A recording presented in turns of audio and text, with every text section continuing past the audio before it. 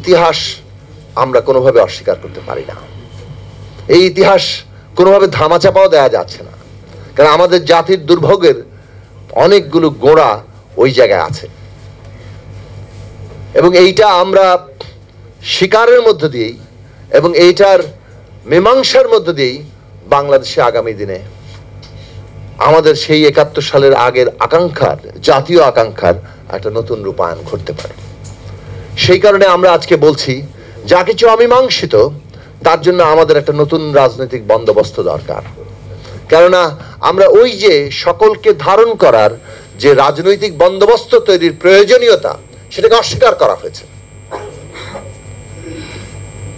এই অস্বীকার আজকে পর্যন্ত আমাদের মধ্যে সংঘাতকে আরো বর্ধিত করা ছাড়া এবং নাগরিকের জীবনকে অসহনীয় করে তোলা ছাড়া, দেশের অস্তিত্বকে হুমকির মধ্যে ফেলা ছাড়া আমাদের জন্য আর কোনো পরিণতি আনেনি।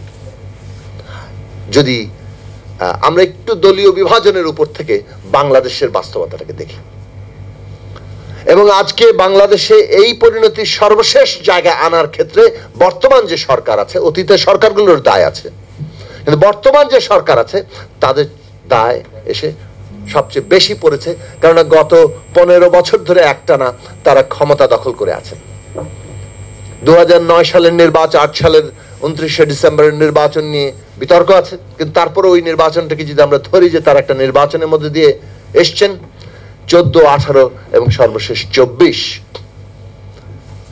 তারা যেভাবে ক্ষমতা দখল করে রেখেছেন, এইটা বাংলাদেশের রাজনৈতিক পরিণতি হিসেবে আসলো 72 সালে এইখানে রাষ্ট্রের পরিগঠনে যে জাতীয় ঐক্যমত্য যুদ্ধের মধ্য দিয়ে তৈরি হয়েছে তাকে অস্বীকার করার মধ্য দিয়ে।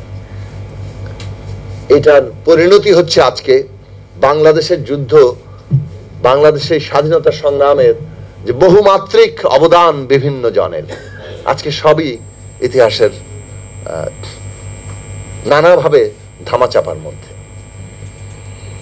তো আমরা আবারও এই প্রসঙ্গটা তুলব যে বাংলাদেশের দুর্গতি, সেটা যে কোনো জায়গা থেকে দেখুন, অর্থনৈতিক দিক থেকে আমরা আজকে যে একটা ভয়ঙ্কর হুমকির মধ্যে, এটা কেন এসছে?